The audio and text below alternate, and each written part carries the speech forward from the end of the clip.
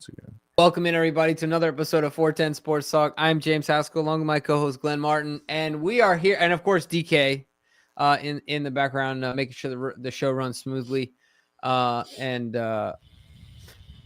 everything else. But we are here to talk about the Baltimore Ravens matchup, the Monday night matchup, the Harbaugh. It is back, ladies and gentlemen. The Baltimore Ravens against the LA Chargers.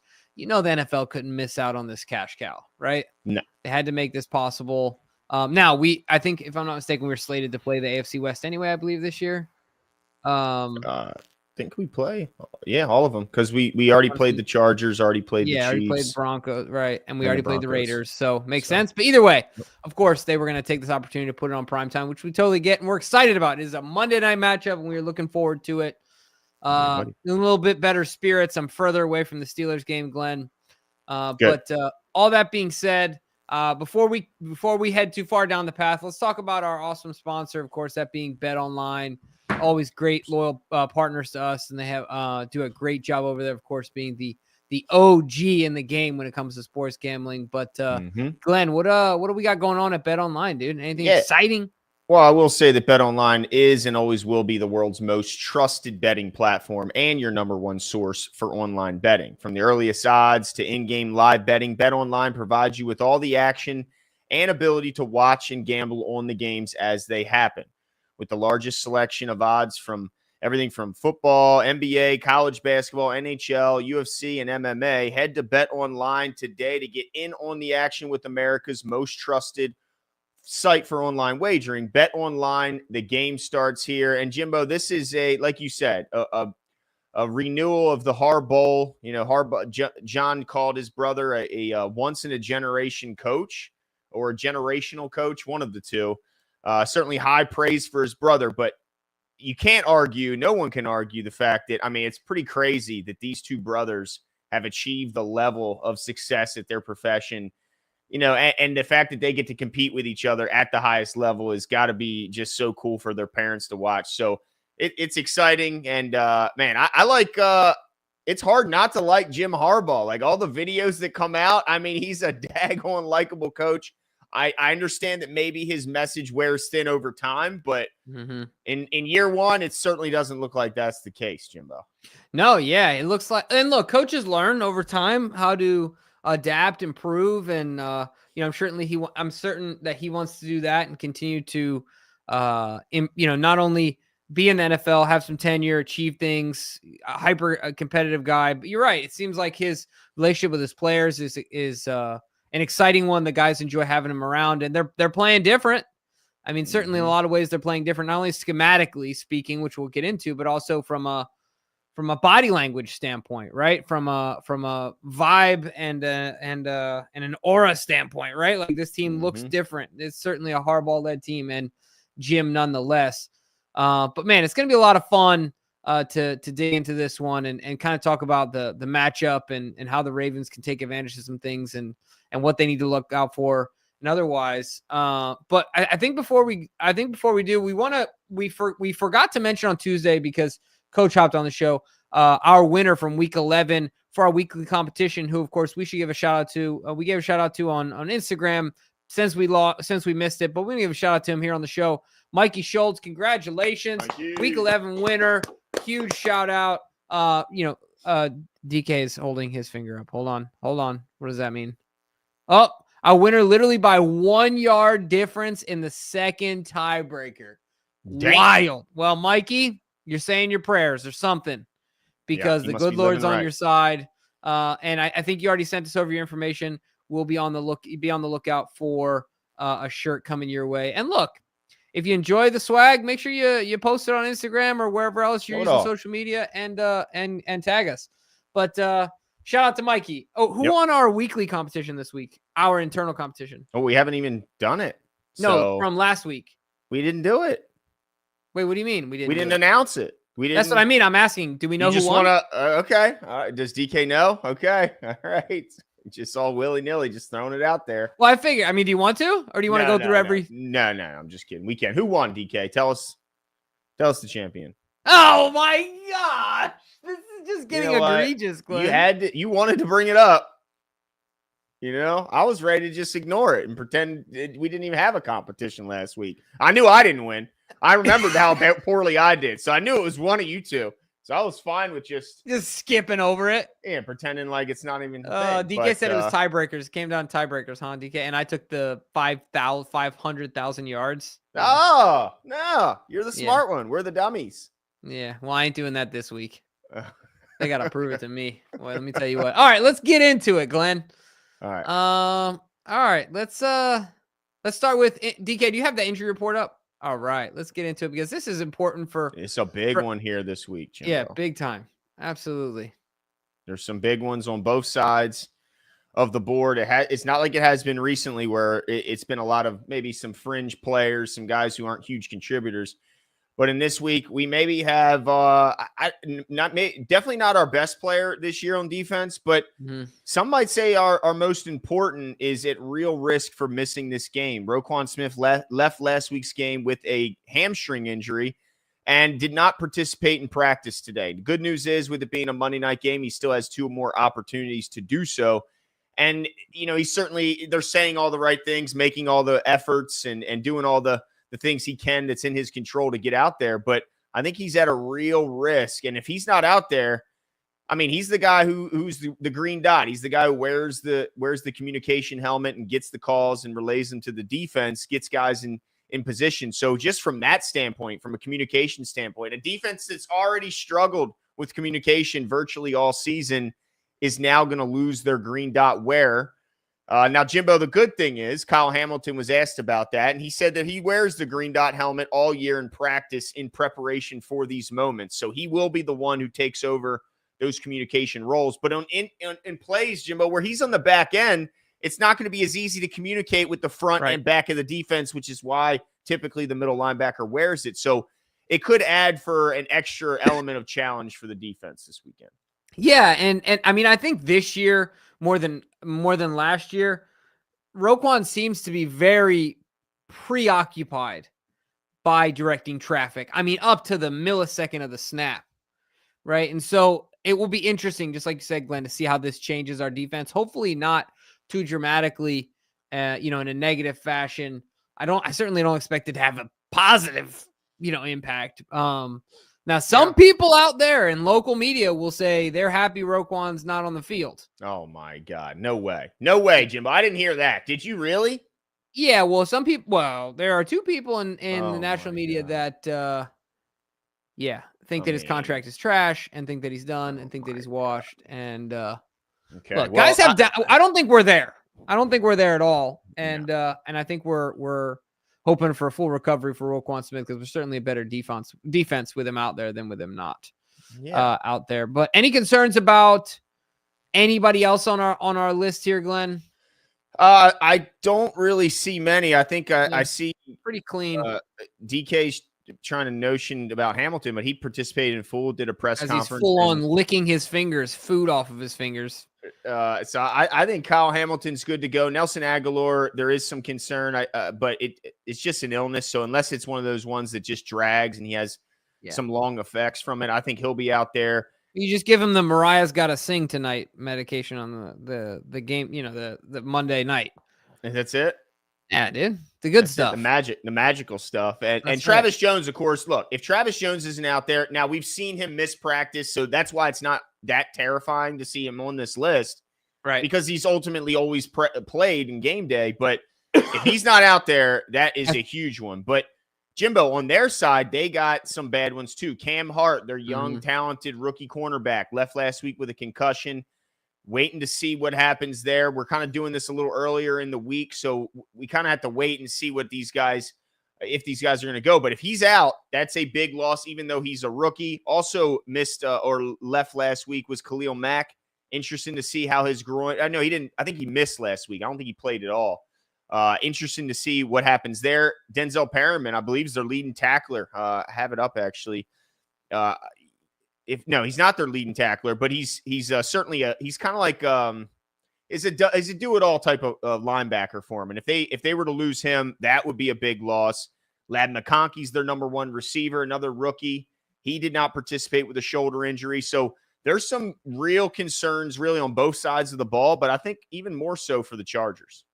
Yeah, no, for sure. I think that overall as a team, we've skated by so far this year, relatively unscathed in comparison to a lot of the other teams in the NFL. I'm super happy about that. I think if we do have a chance moving into the postseason, the health obviously has a lot to do with it, right? Like if you look at the correlation between health and Super Bowl, teams that make Super Bowl, usually there's a high correlation among those two teams. So couldn't agree with you more. It's going to be a real fun one, man. It'll be interesting to see how, of course, the extra day impacts who plays and who doesn't and stuff like that. But yeah, man, really looking forward to getting to this one. G. Isaac says, I'm still not overwrought the Steelers and stuck. Am I not understanding this? Okay. Anyway, the Steelers and stuck watching them. I'm worried about other is game.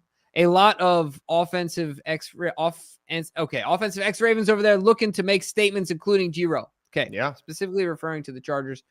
Yeah, no, I think we're going to get into that. That's going to be an exciting part of this conversation. When we talk about the Chargers offense against our defense, of course, what we'll do in this one is we'll start. So G. Isaac, hold on to that thought because we're going to get into that and we don't want to spill the beans yet, but we are going to start with our defense, if I'm not mistaken, right? Did I get that right? Or sorry, our offense versus their defense. Okay. And then we'll kind of flip the coin there. So Glenn, talk to me about the Ravens offense after a rough week, right? Like we're used to them being the cream of the crop. The standard is the standard, to take a Tomlin term, but being the best of the best. What's going on now with the Baltimore Ravens after a tough performance? Well, they're still really good statistically, Jimbo. That shouldn't come as a surprise since they haven't had a bye yet, and they've been really good in all but probably just two games this season. So they're still second in the league in points per game at 30.5, first in the league in yards at 430. They're first in yards per play with 7. Let's see, red zone scoring, they remain first. 77.8% of the time they score touchdowns when they reach the red zone. Third down conversion, something they really struggled last week. They're still number 3 in the league at 46.1% they convert. Rushing yards per game, they are, number 2 now, 177. Still number 1 in yards per carry at 5.8.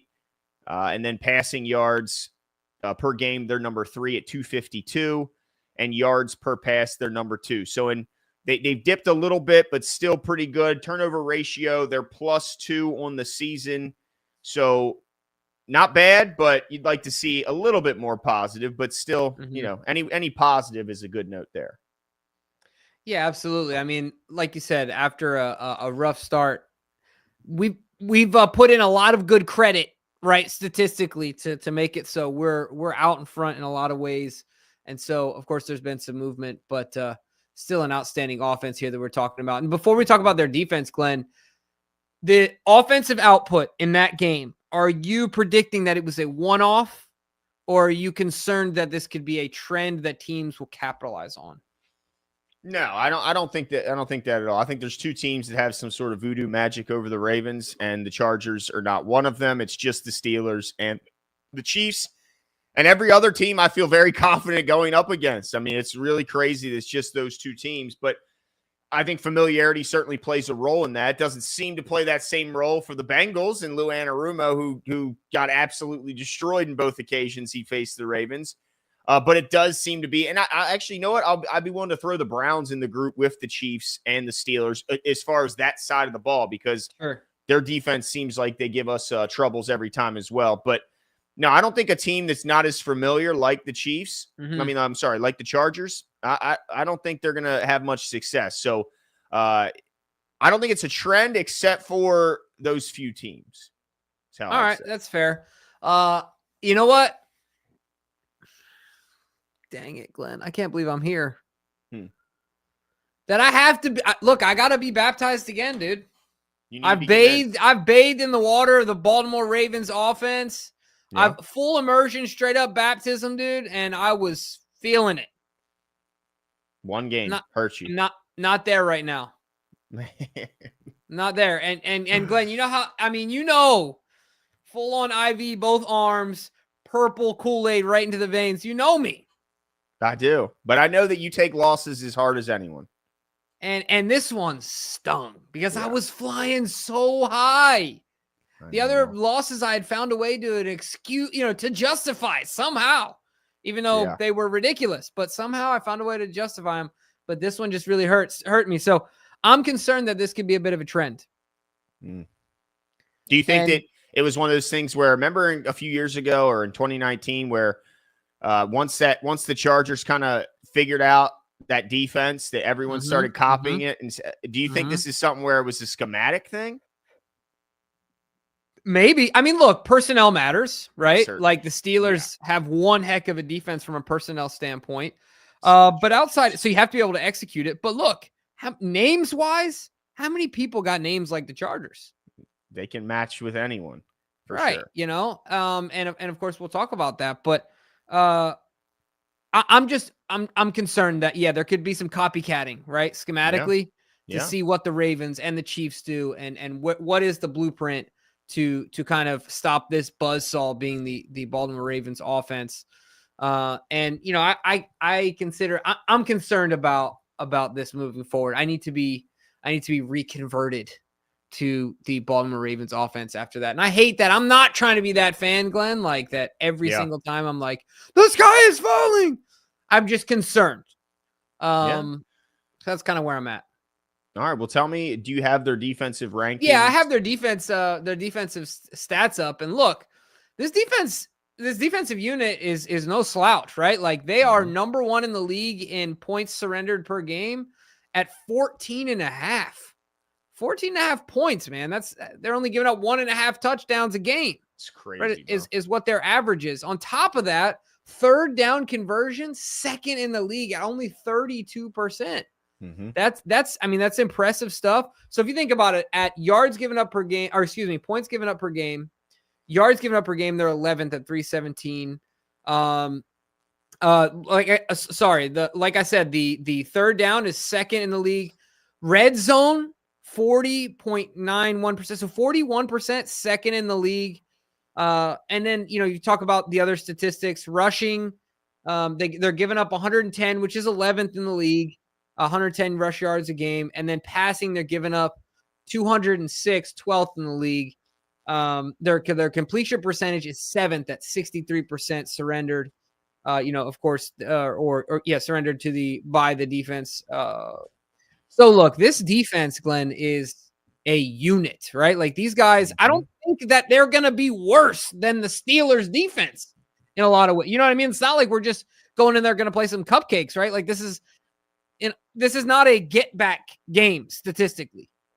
No, they got some guys. You're right. They got names. And the thing that scares me the most about this team, Jimbo, is they have one thing that really seems to bug the Ravens, and that's elite pass rushers. Like, we saw, look in their losses. They lost to the Raiders. They have Max Crosby. They lost to the Steelers. They have TJ Watt. They lost to the Browns, who have Myles Garrett.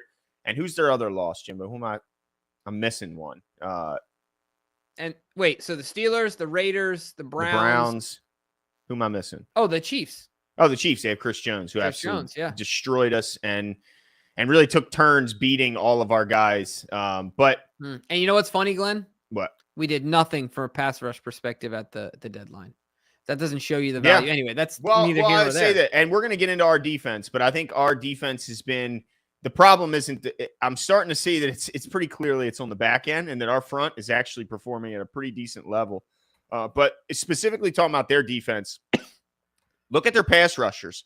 They got talented pass rushers all over the place. Of course, the names that are going to grab the headlines is Bosa, who dealt with some injuries early, but he's back out there. Here he is right here. He's got 3 sacks on the season. He's out there and ready to go. Don't sleep on the fact that you remember Bud Dupree, Jimbo? Remember how good that guy was? Dude. Then he gets injured after getting the bag from Tennessee, I want to say. Yep. He gets injured. Well, he's back. He's got 5 sacks this year, okay? They got Tuli. Let me see. Let me try to do this. Hold on. I wrote this down phonetically. Tuipula. Okay, I'm going to mess it up. He's got 7 sacks already. They got Khalil Mack. I mean, you talk about names, 4.5. They got even Puna Ford, a young guy. He's got 3 sacks. Got that already. one right. There you go. That's right.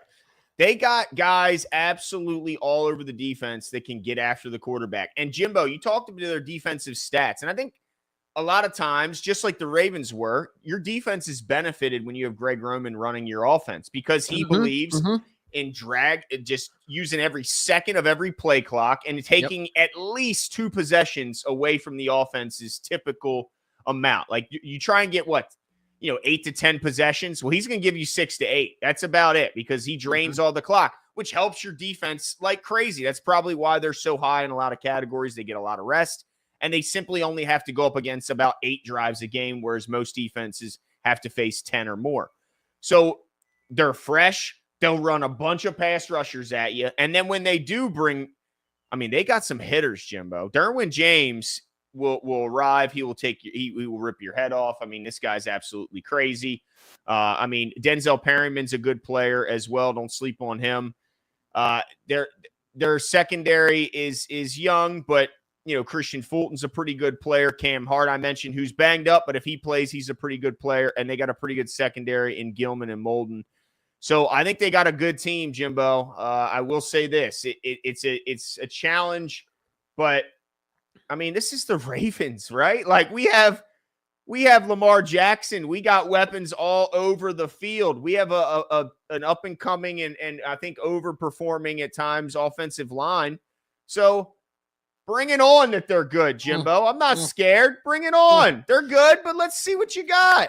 Sure. So, gosh dang it, Glenn. What? Dang it. What's wrong? I'm still nervous. Look, so when you're going through all the things that the Ravens have, let me just say this. So one of my favorite shows, Raising Hope, right? The dad is all upset because he doesn't fulfill any of his lifelong dreams. Okay. And he low key has resentment towards his kid because he had his kid when he was 17. So he blames his kid, right? Like he doesn't want to be that dad, but sometimes it comes out. Yeah.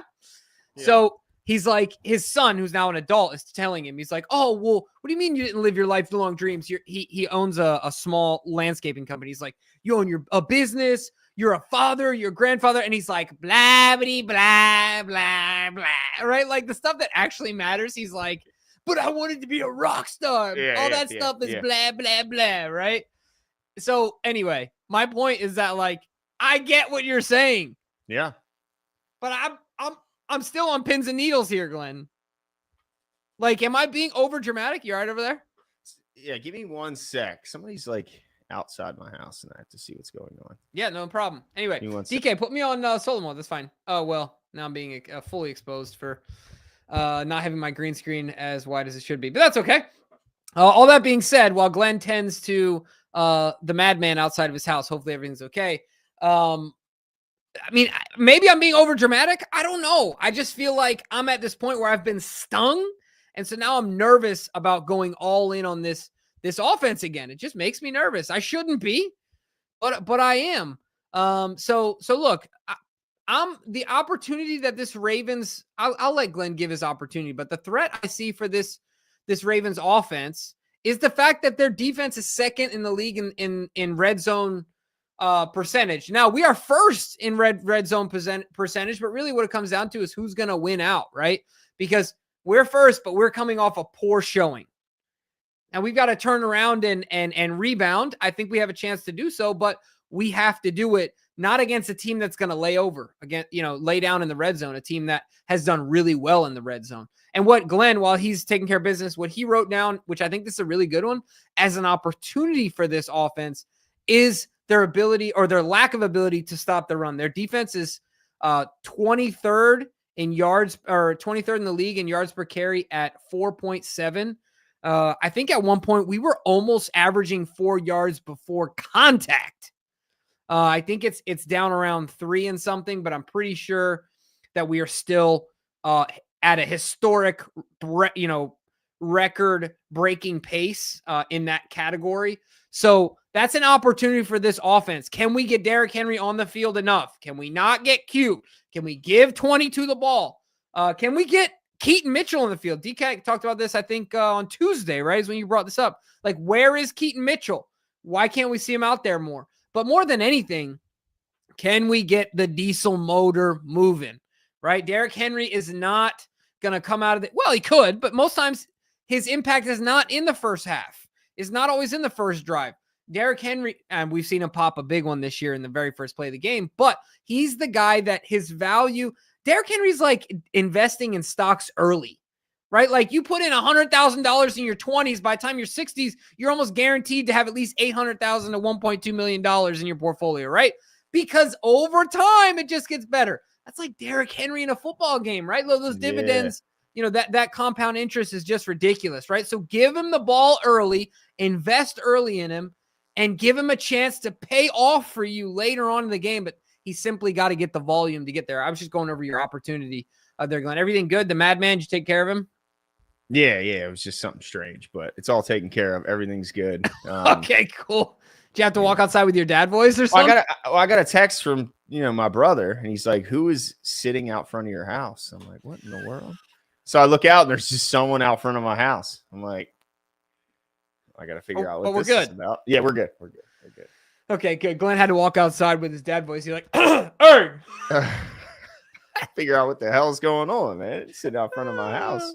I tell you what, Glenn walking out in the dark because he's tall, he can be a bit intimidating. You know what I'm saying? Put a little extra bass in the voice that's not normally there. Add it. Get my James Earl on. But I went over opportunities and threats. I want to talk about the offensive matchup. Yeah. For the Ravens. I know that you have one particularly you want to talk about. Yeah, I mean it's all about the offensive tackles versus the pass rush group of the Chargers, because they'll kick guys inside on pass rush downs. They'll bring a whole bunch. They'll keep fresh bodies and they'll keep throwing them at you. The thing that concerns me, Jimbo, is we talked about it last week. The penalties, the drive killing penalties that we consistently have so far this year. We have 14 holding penalties on the offensive line, Jimbo. 14.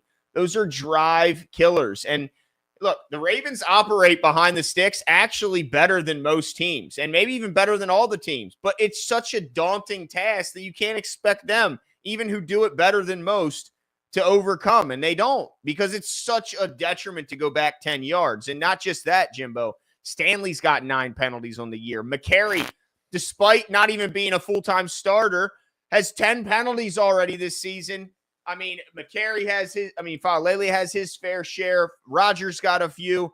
They've got to be better at blocking, but not grabbing and dragging guys to the ground with them. So that's really my key, is just, can they contain the pass rushers? They just have too many fresh bodies to expect this offensive line to just make it easy, quick work of them. I'm nervous about the potential what their pass rush could do to our offense, for sure. Yeah, I'm with you. And Glenn, what at least I've been taught this. I'm gonna guess you've been taught the same. How do you stop a pass rush, dude? Well, certainly running the ball is a good start. Go right at them, right? Out. You run it, you take it to them. Yep. To kind of dilute their value a little bit, bang them up a little bit, get the offensive line playing aggressive. So let's like I said before, let's invest in that run game early and let the dividends pay off as we go deeper and deeper into this game. Have you seen the I saw this, I've seen this before and I love it. Have you seen the comment from this was years ago, I believe, from Nurmagomedov about taking people into deep water, how he prefers to submit people later on in a match instead of just simply knock them out? Like, that's what we need to do to these pass rushers, right? Like, let's take them into deep water. Let's rush at them over and over and over again. And let's allow them to discover themselves, right? Let's see what they got. Let's see what's in the old basement, like Rocky says, right? See if there's anything that they can dig up to make an impact in this game. But let's not sit back and let the game come to them. Right? Yeah. Like, we saw that in the Steelers game. We could have gone up early. That fumble in the beginning wasn't all Derek's fault as far as losing the game, but huge impact because, we go up 7-0. Their defense plays much different coming back out on the field. No doubt. And I think our offense, when it starts hot, it's like, if we go down and score on our first possession, the chances of us winning go up incredibly. We are a team that plays better from the lead, like most teams, right? Like, our defense seems to be charged by it. Our offense gets into a rhythm early and can most of the time carry it throughout the game. It's the slow starts that really, because sometimes we snap out of it. We snapped out of it against the Bengals, where we had a slow start, got it together, but sometimes we don't, especially against a team with a good pass rush. So, man, they've got to play well. And look, we talking about the run game to slow them down. That run game will not just wear them down, but it'll cause pause for all their players and create wide open potential chunk plays down the field against a young secondary. So, yeah, I mean, it's got to start on the ground. We say it every week, but it just has to start on the ground, and that'll lead to big plays through the air. 100%. All right, now let's switch this thing around, Glenn. Let's talk about the actually, no, I apologize. Let's talk about our offensive X factor. Yeah. I'm going to give you my offensive X factor, which isn't technically an offensive player, but he puts points on the board. This person, I am convinced, will have a return to glory game.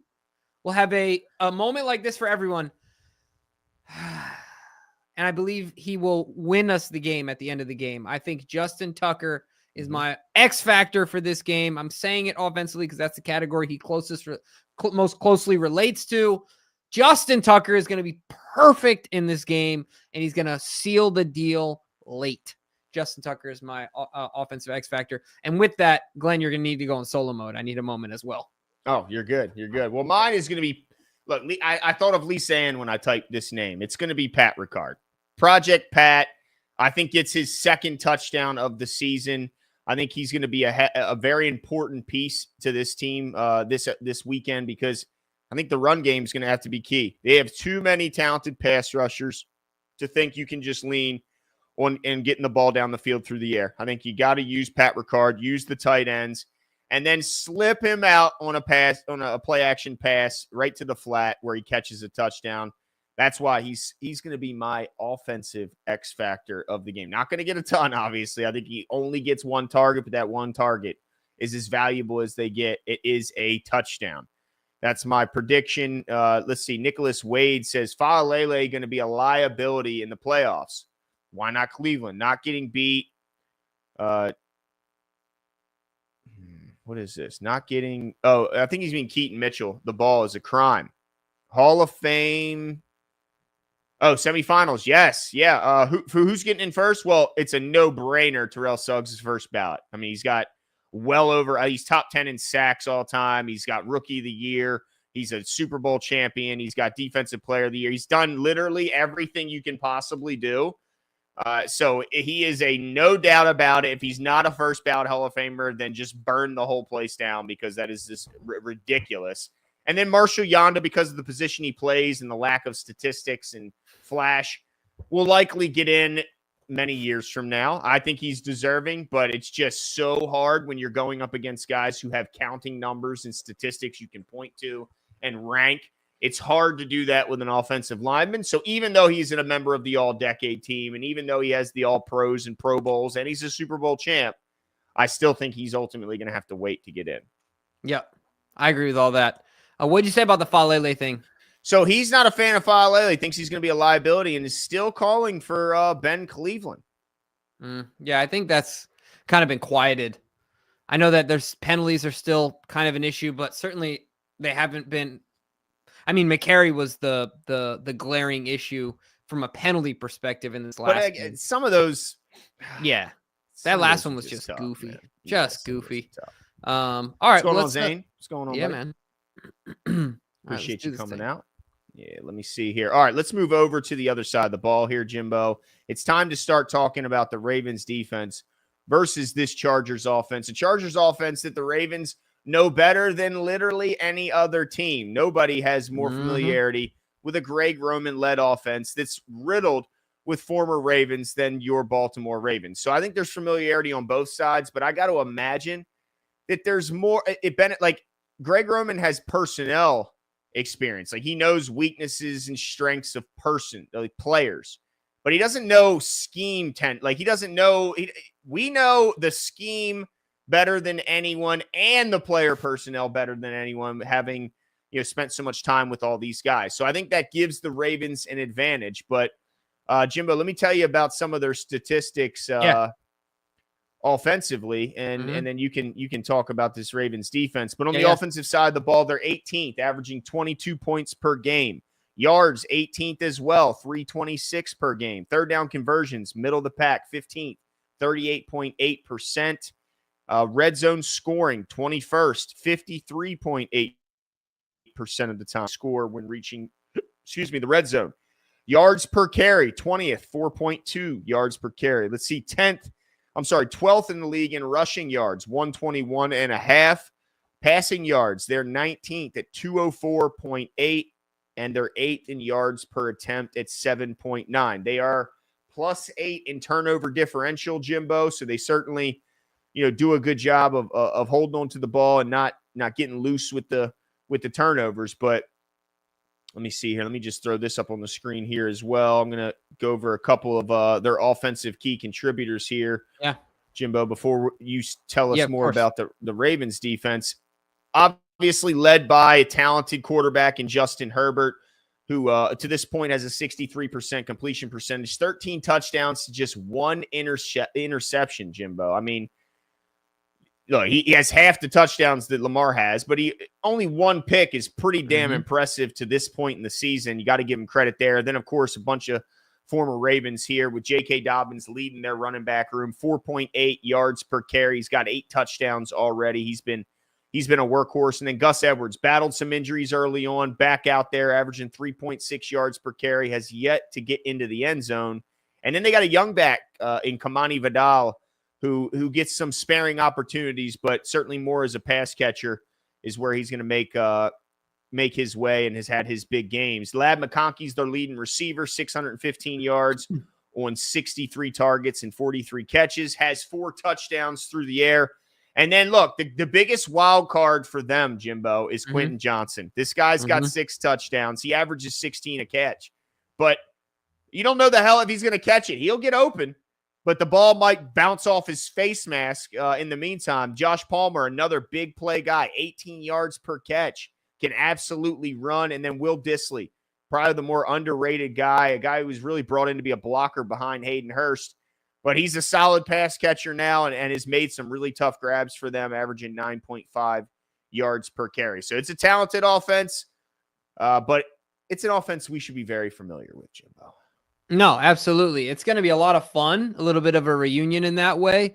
And I think maybe a bit of an advantage for our defense. I'm excited to get into our stats, our defensive statistics, because this defense is trending in the right way. And I think that, like we talked about the offensive line early on the season, to establish a trend, you have to start somewhere. And look, against the Steelers, albeit week 10, right? Like, that's somewhere better than later on or never, right? So this defense is trending the right way, and so I'm excited to talk about it and give them their credit. Look, we're still not great in a lot of categories because the statistics, of course, are for the entire season. We're still giving up 25 points a game, essentially at 23rd in the league. Our red zone defense is 13th at 52.7%. So call it 53%. We're 13th. That's not terrible. Now, these aren't Chargers type defense numbers. We're allowing 362 yards a game. That puts us at 26th. And then, third down, we're also deep in the struggle bus here at 44%, making us 28th in the league. Now, we are still doing well in as far as opposing teams rushing the ball against the Baltimore Ravens. We're now second at allowing 77.5 yards per game, which is great. And unfortunately, we are still 32nd at pass yards surrendered a game at 28 or 284.5. I wish it was 28. That'd be excellent. And then, of course, completion percentage, we're 15th at 65.5, essentially. So, look, the stats will continue to come around. That's one way of looking at it. But if you take a shorter look and really kind of dissect that Steelers game, I think you're going to talk about this, Glenn. But I think the way that they played in that game, while we'll play better offenses, I think they did things that they can expect from their defense every game. They didn't blow assignments for the most part. Like, I didn't see crazy blow assignments. I didn't see safeties out of the frame of the picture. They didn't tackle great all the time. Certainly, like Brandon Stevens and others struggled tackling, but they played with physicality. They played with speed. They did well in the red zone. Obviously, they surrendered 0 touchdowns.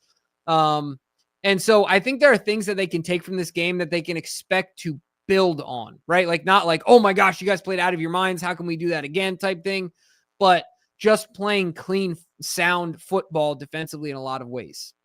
Yeah, no, I think that's a good point. I think the communication issues getting sealed up and just simply tackling will go a long way. But I think we've seen growth from the front seven. We've seen more pressure, more sacks as of lately. Mm-hmm. I think if the secondary can keep it clean on the back end, those numbers are only going to go up. And so, look, there's optimism on the defensive side of the ball. It's just, the team has to put it together. We can't keep having these performances where the offense shows up, the defense doesn't. Next week, the defense shows up, the offense doesn't. And the special teams, of course.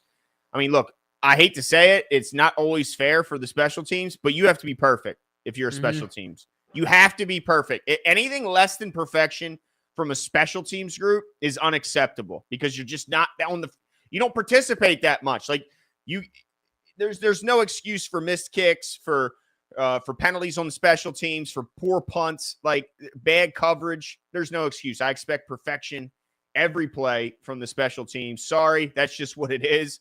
That's the expectation. But as far as their offense, the thing that I'm interested to see is does the chunk plays not resurface this week? Because Justin Herbert is a way better quarterback than Russell Wilson. Not even close. He's so much better. They're not even in the same stratosphere.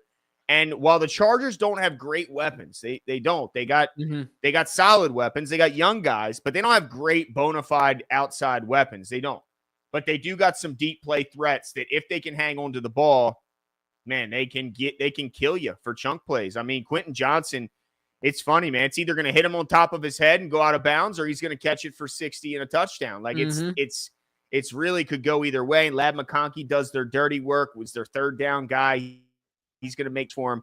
But Palmer and Johnson, man, watch out for them while you have your hands full with the most complex run scheme in the entire league. Like nobody has a more, I mean, look, you guys know, nobody has a more complex run scheme with more diverse looks than what the Chargers led by Greg Roman are going to give you. So you got to slow down their run first and foremost. And if they get off on the run, then watch out for the deep passes playing off of that. So that's going to be my key defensive matchup, Jimbo, is what do our corners, first of all, who's out there and when, right? Because we know Marlon's going to be out there. We know we're going to have Nate Wiggins, but what happens on the other side? Are we going to see White?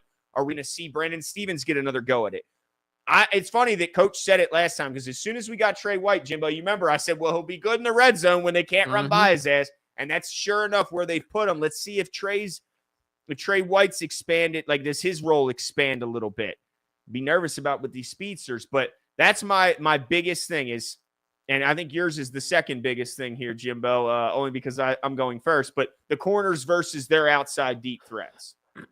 Yeah, no, I think that's an excellent one, Glenn. And I'm looking forward to seeing how that matchup plays up from an intriguing standpoint. That's going to be a really fun one because I think there is some excitement around how do we now, we've seen the value of Tre'Davious White. How do we bring in Desmond King as well? And how do we get value out of those guys? How does that make that unit look? And are they significantly better? Do they have an impact? Is this another sneaky Eric DeCosta told you so type signing, right?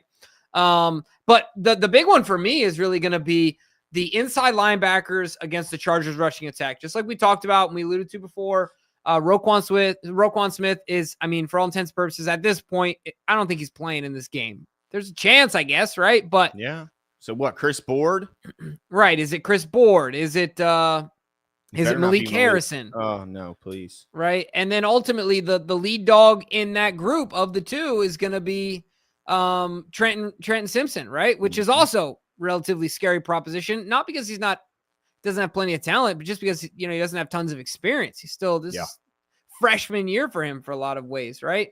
Yeah. So it's going to be interesting to see because Greg Roman will make a veteran inside linebacker group look relatively obsolete, right? Kind of have them turning their heads around and getting lost in the shuffle. And so these are going to be some young guys or some relatively inexperienced guys trying to fill in a role that they're not used to playing. So that's going to be a tough one, I think, for this Baltimore Ravens defense. Yeah. They got their hands full here, Jimbo. And you don't think Greg Roman has an extra juice? You don't think he's staying up a little later than he has been in other games? This whole offense, man, is so – and look, they want to win for their head coach too. Like everyone wants to win for their head coach. It's two brothers competing. I mean, Jimbo, you know it. How hard did you compete against your brothers growing up like that? Yeah, they're your brothers, but you compete just as hard against those closest to you as you do against those not. So yeah, unfortunately, I didn't get too many opportunities to do so. But no, yeah. Well, I wasn't gonna wrestle Eric and just get absolutely embarrassed. And he wasn't going to play you in basketball. No, every time he would just push me over and then kick the ball and say, "I win," and he would run off the court. Like, it was just pointless. You know what I mean? Yeah, it's kind of odd, or not, I don't know if odd, but it's interesting that you and your brother's sports didn't align at all. You guys did totally different things. He'd always be like, "Oh, you play with balls in your sport." I'm like, okay. You roll around on the ground with guys. Yeah, like, what are you talking about, dude? You're wearing singlets on a mat. Fool. I mean, you could make a silly joke about both. Yeah, but both excellent sports. All of them. I mean, yours all were. You played like 3 different ones. Yes, sir. That's right. Multi-sport athletes, studs. That's what we're talking about over here, baby. Let's go. Talking about an absolute stud. But Jimbo, my X factor on defense is the same one that was the X factor last week. Adolphe Owe. That's right. He's gonna be like that guy from what was that? Adam Sandler movie, Longest Yard. The guy with all the cheeseburgers, bro. Oh my gosh.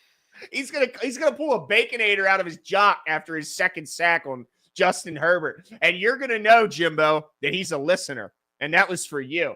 Okay, I hope he pulls a strip of bacon out, just a strip of play bacon. With I would some cheese love on to see it. Oh my god, dude! How incredible would that be if he had some bacon in his sock, dude? And he just took it out, and he's like this. I would like throwing it up like money, dude. Making it rain bacon strips. Or, dude, what if he does this? Seriously though. Oh, yes. Like, how sick would that be? I think I would eat the Baconator just because of that. Right then and there. Like, right then and there. With the whole bottle of Tums, dude. Yes. This is a game where, look, they do got a good offensive line. They got Joe Alt with the number 6 pick in the draft. And then they got who's their left tackle? It's a couple of years ago. Hell of a player. Oh my goodness, Jimbo, it's gonna drive me crazy. What's his name, Jimbo? We talked about him when they drafted him. I can't find him. Help me in the chat, guys. He's a really good. DK's got it for me here. Slater, yes, Rashawn Slater, yes. Yep. So they got, and then they got Bozeman on the interior, who at this point has developed into a pretty damn good player. They got a good offensive line, but I still think our front is coming along, man. I think Matabike and Travis Jones are an absolute problem. Tavius Robinson has become a problem for offenses. And then Owe, I mean, look, 7 sacks. Him and Kyle Van Noy both have 7 sacks now. So we got a pretty decent 1-2 punch on the outside as well. Let's just see. We sound like kids. Why do we sound like kids, Adam? Why do we sound like kids? That's all right. I mean, it is what it is. Yeah, that's fine. That's fine. But well, I tell you what, I like yours though, Glenn. I mean, I do and I don't. I don't think it will come to pass, right? Once again, I got to be a believer. I'm simply not a believer. And now a guy I am a believer in, my favorite Baltimore Raven, Darius Washington, is my X factor in this game. I think he comes down and helps participate in the stopping of the run that the Chargers will try and employ in this offense. I think he makes an impact in the pass game as well. I think his impact is profound in this game in a lot of ways. And I'm going with him as our X factor. Certainly an X factor because he's not going to be as terrible as Marcus Williams. And I know DK is looking at my inconsistencies in the over-unders, but volume does not always mean impact. You guys will see what we talk about later. All right, let's keep moving this thing along here. The defensive, we talked about our entire defensive matchup here. I think it's on to the competition. Hold on, let me make sure if there's any other notes I don't want to miss. I feel like I'm missing something. Oh, Jimbo, which is cool. I did want to point this out. They have a kind of a freak of nature on their side of the ball too, like we have with Pat Ricard in Scott Matlock, bro. They have a 280-pound defensive tackle playing fullback for him, or 290-pound defensive tackle playing fullback for him in Matlock. So they have, look, Greg Roman went over there and said, hey, you got any D tackles you don't like, DC? Send him my way. I'll put him at fullback. They did it again, Jimbo. Well, we'll see if he ends up being Pat Ricard. But he looks pretty good though so far. Yeah. I gotta say. No, but I like the trend. Yeah, man. I think it's funny how the NFL tries to move on from positions and say they're not valuable, and then the league is like, no. We still need running backs and fullbacks. Bigger. Yeah, we'll just make them even bigger than they ever were. I think it's awesome. All right, let's get right into the competition, which you all showed up for. So as always, we have a competition that's over under competition. You can participate by submitting your answers anywhere on social media to us via DM. You can also send it in the comments of this video once it's done being live. We have our intra-show competition, but you guys also participate in the competition. The winner gets some swag, and we'll make sure that gets sent out to you. But let's get right into it. DK has something to say, and I don't know what it is. Shout out. We got a shout out. Shout out to the oh dang it. What is music? The music. Local guy. Yeah. DULA Sincere. There we go. DULA Sincere. Apologies for jacking up your name last time. My sincerest apologies, but we got it right. DK made sure that we were properly scolded and given the proper pronunciation. So thank you so much, DULA Sincere. And here we go.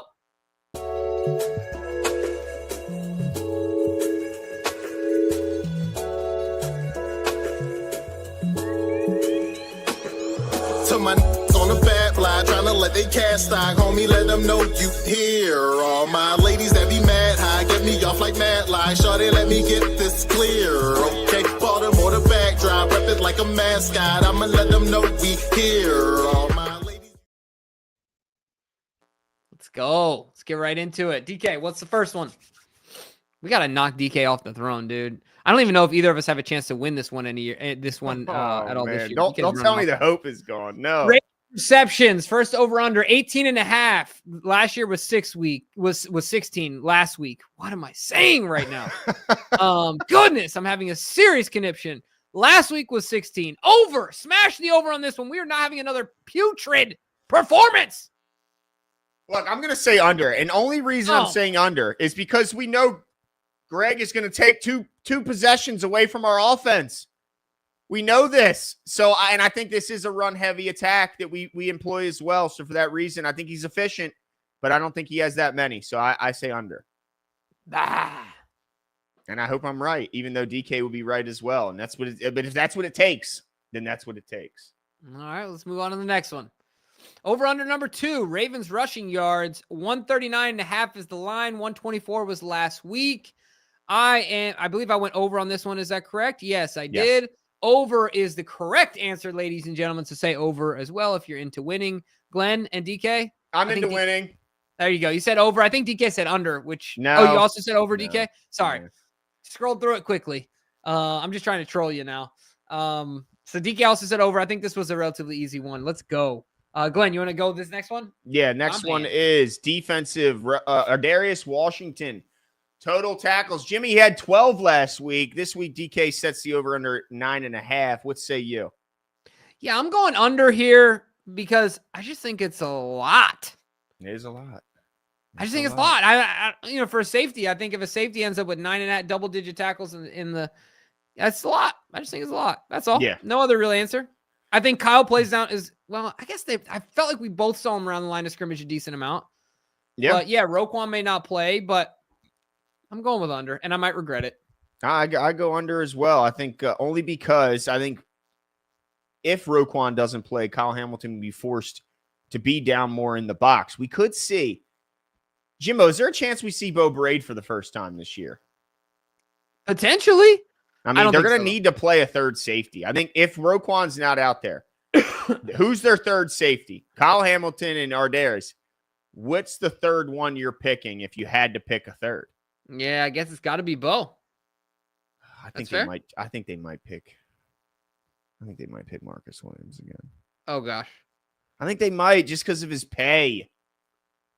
Yeah, I understand. But I'm hoping for Bo Braid, man. I would love to see Bo Braid. Because then you could leave Ardaris in the back end, let Bo play the more traditional strong, and let Kyle Hamilton come up and play. I'd let him play nickel linebacker, dime linebacker, definitely dime.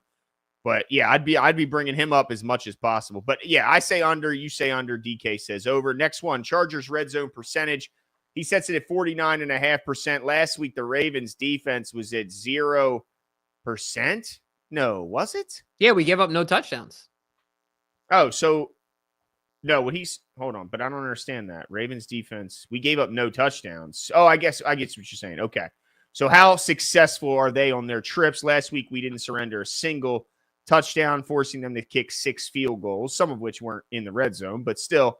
Right. I say under 49.5% is going to, I'm sorry. I say over because I still need to see it again from this defense before I'm sold, Jimbo.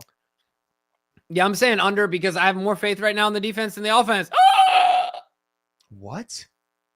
I'm just so mad at the offense. It's totally okay. emotional. All right. I'm Be just mad. so mad. Be mad. I'm so mad. I realize it's emotional, but prove it to me. Bring me to the altar. All right. DK says over as well. Next one, tiebreaker, total score over under 47.5 points is where it's set. I'm going to say over because I said over. It's always over except for last week. So I'm going to say it goes back to the trend of being over. And who wins? Oh, the Ravens win this game. All right, fair enough. I'm going under. I'm the only one who's correctly picked us to lose, and I won't do it this week. So what does that tell you? We're going to win. Well, you didn't against the Chiefs a few years ago. I'll hold that one against you when you picked us to lose. That's true. Damn, can you forget it? How long ago was that? Well, we only picked so many times, to the Ravens to truly lose, right? And by only, you mean me, because you never do. That's true. I've still to this day never done, and I won't do it in this game. The Ravens will win. I think you did do it once, and we won. And we won. Do you remember that? But I'll say, yeah, I think you did it once. I don't know about that. We'll have to look at and then you're like, I'm never doing it again. Yeah, seriously. 24-21, the Baltimore Ravens win off the foot of Justin Tucker. I'm going under. I don't think we're going to score a lot of points. Look, you pissed off Blackula. He thinks you're worse than the national media now, overreacting off of one game. How dare you? I'm sorry. I'll tell you what, Blackula. I'll tell you this. I'm unencumbered by the national media because when they talk about the Ravens, I simply turn them off. You're not worried. Okay. Yep. So this is just my feelings. I'm just speaking with my heart. I really want to win this week's closest to the pin, but I'm not going to even be influenced by yours picks. I'm just going to pick how many yards I think we're going to make. Going that low? Oh, hold on. I get rid of the first number. Okay, 333 is your answer? 335 is my answer. Yeah. Okay. I'm going 300. DK is going 350. So I'm the lowest this week. And I'm right in the middle. Right in the middle. Yeah, DK, Jimmy went from 500 every week to a 300. Prove it to me. I'm telling you. Bring me to the altar, baby. Bring me on back. All right. We'll Look, see. I was so deep in this relationship. I have a figurative Ravens tattoo. I have your name tatted on me, bro, and you don't burn me. You feel me? Think I'm gonna get another one? No. Well, look, Blackula says it best. I think he's right. I think this game could be looking like the Bills game. We could get out to a lead, and then they could struggle. Or it could be like the Steelers game. It could be, but I don't think they have the defense that the Steelers have, and certainly don't have the coaching. Ooh. As far as they have a number on us, man. Steelers coaching. That's more so. Like, I think they're a fantastic coaching staff, the Chargers, but also we know how much they struggle. A Greg Roman offense can struggle coming back when facing a deficit. So I think there's a chance that Blackula's right. We get out to an early lead. I think it could get ugly for the Chargers. But I hope you're right. It could get ugly for us. We'll see. I hope you're right. But I think that's it for us tonight, folks. Make sure to join us right after the game. Of course, a primetime Monday night game, Thanksgiving week. Looking forward to it. But that's it for us tonight. We will talk to you soon.